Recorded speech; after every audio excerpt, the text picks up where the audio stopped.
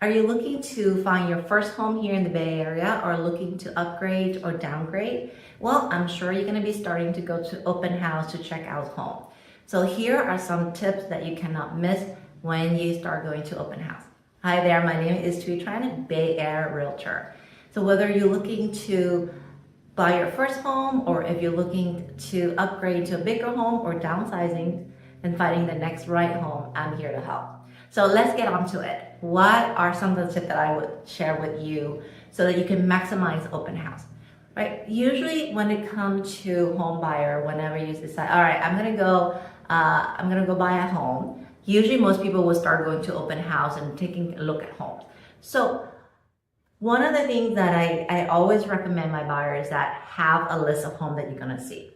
And always minimum 3, no more than 5 homes in a list.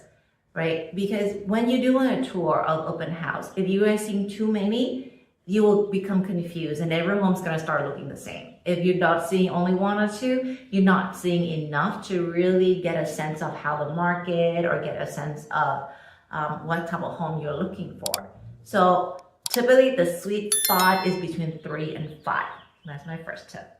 And then second is that when you are going to go to open house, bring a sheet, right? Bring a notepad always, because then you want to notate, okay, what did I like about this house? What did not like about it? What are some maybe follow-up questions or maybe follow-up issue that I need to look into? So that way, when you look back after when you're done with the open house tour, you can say, okay, yeah, now it's going to jot your memory about certain home, what you like and not like. And it's really important because if you're seeing home for after a month or 2 months, everything is just gonna start looking very similar. And then my third tip for home buyer is that when you go into an open house, look around, right? Play with things, touch things, right? Open the drawers, like it's okay. It is not a no touch zone kind of thing. You're not a child, you're an adult, you're checking out a home. And it's really important, right? Turn on the faucet. Just see, right? Is there a good water pressure? Turn on the shower to see, is their shower has good water pressure, right? If you, like I said, in the kitchen, right? You want to open the drawer to see, all right, is this a soft close, right? Or is it not a soft close? The same thing within the bathroom. Open the drawer, check it out. You want to see the conditions of the drawers too. Is it in good condition? Open the cabinet to see under the sink, like, is there water dripping in there? Like, how does it look? Does it look good or not, right? And I also see that a lot of time, home buyer, when they go into a home, they only spend about maybe 10 minutes, right? So really, you want to spend more than that. You want to spend time looking at every little thing. Of course, if you walk in, you're like, no, this is not the one.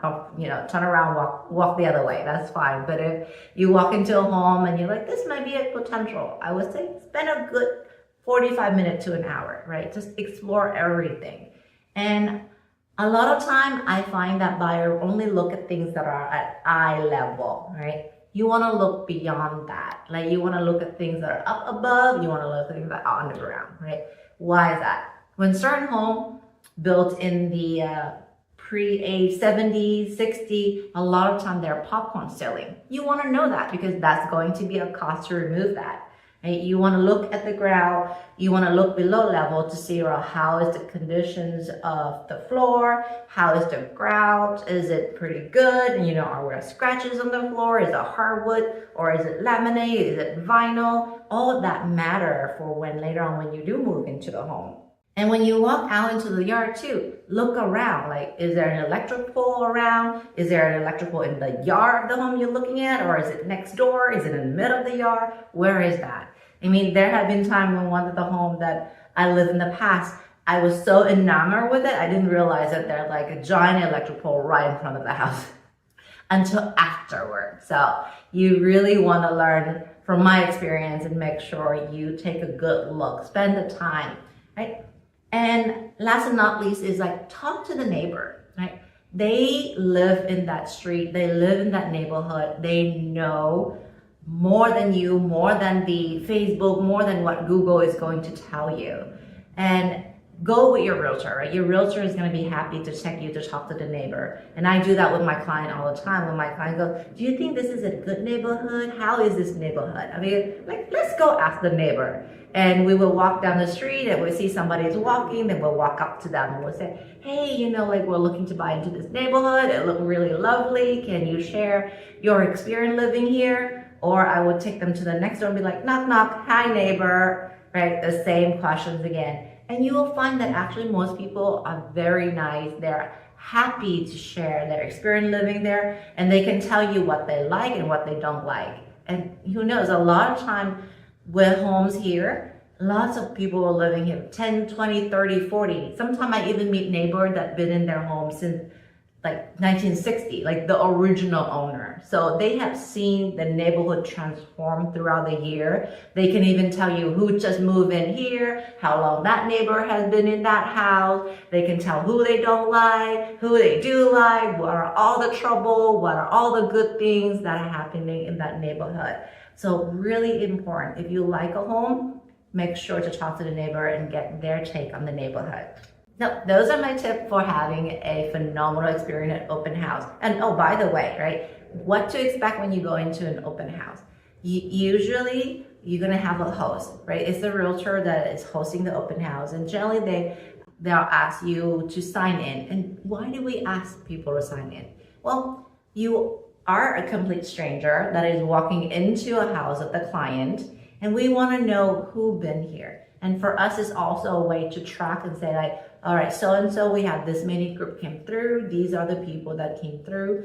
And we want to know, okay, if you have a realtor represent you or not. We would like to know their name so that we can follow up afterward and be like, hey, did your client like this? What do you think? Things like that. It's part of our job to do the follow-up and make sure that, if you do like the home, we can bring an offer to our client. So don't be alarmed if somebody says, hey, can you sign in and put your information? It's really standard. And for most people, I can speak for myself. We don't spam people. We don't add you on a list that constantly getting all sort of email. And you can also specifically tell that realtor, hey, I do not want to have signed up for any sort of mailer or drip campaign. And they'll be happy to make sure that you don't get put onto a email campaign. Okay. Those are my tips for making the most of open house and how you can have a successful open house tour and speed up the process of finding the right home.